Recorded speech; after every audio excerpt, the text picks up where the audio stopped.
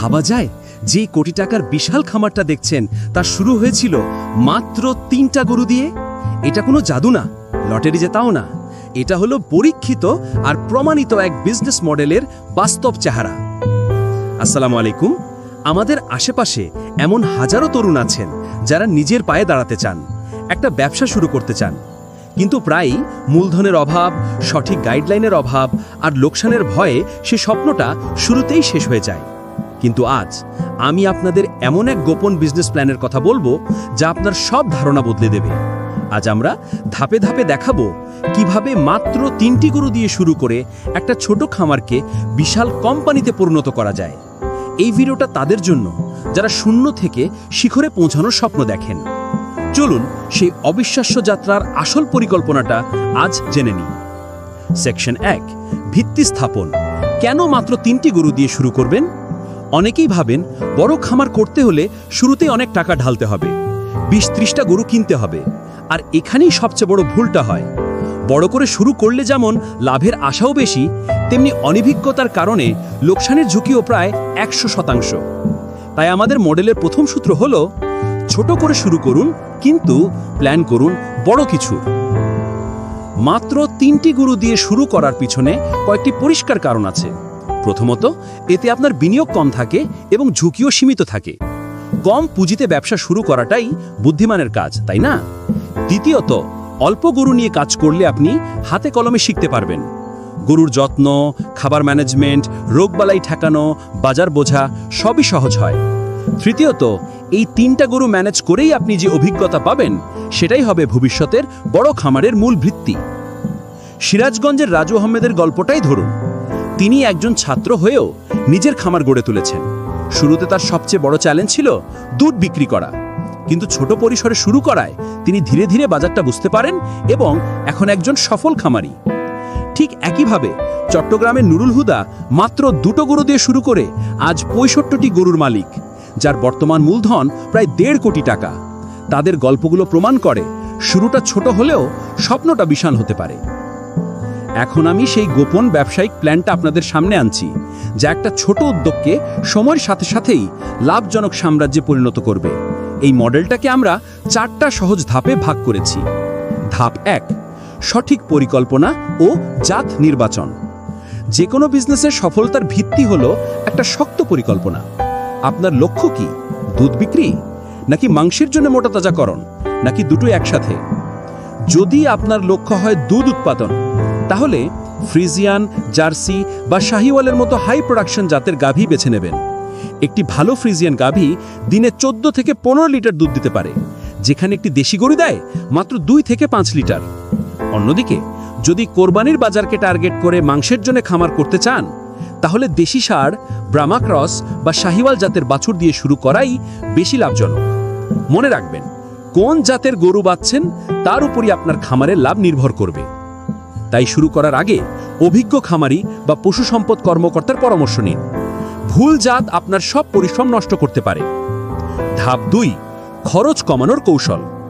খামারে লাভ করতে হলে খরচ কমানোর বিকল্প নেই। গরুর মোট খরচের 70 থেকে 80% যায় খাবারের পিছনে। শুধু বাজারের খাবারের উপর নির্ভর করলে লাভ করা কঠিন।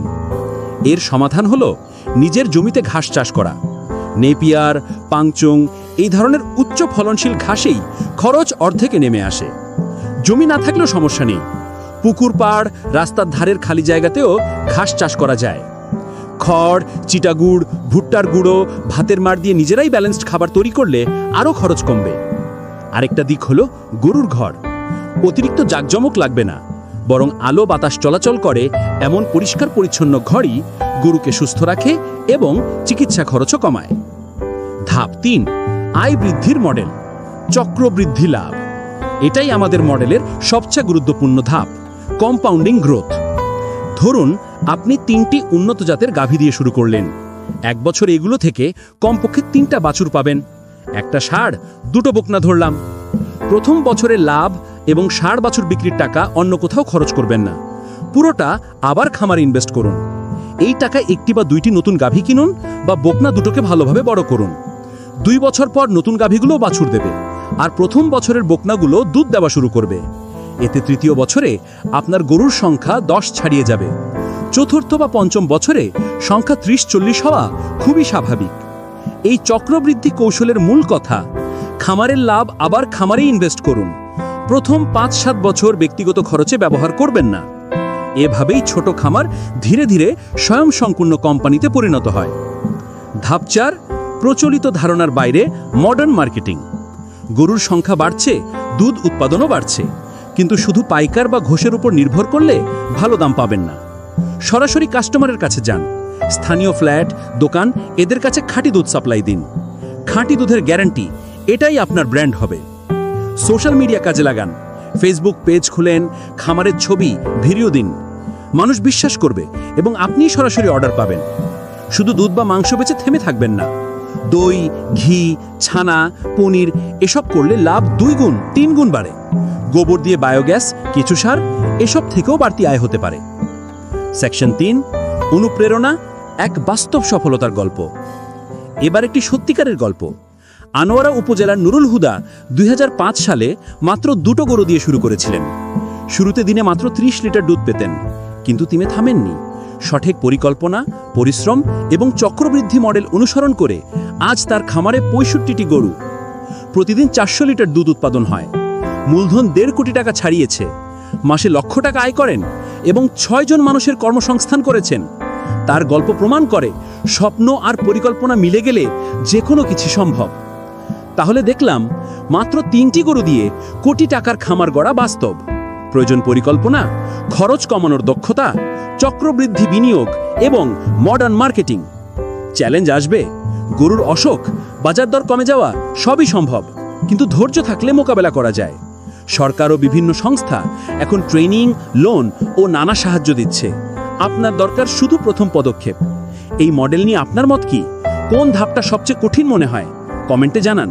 আপনার প্রতিটি প্রশ্নই আমাদের কাছে মূল্যবান। ভিডিওটি যদি সামান্য অনুপ্রেরণাও দেয়, তাহলে আপনার মতো স্বপ্নবাজ বন্ধুদের সাথে শেয়ার করুন।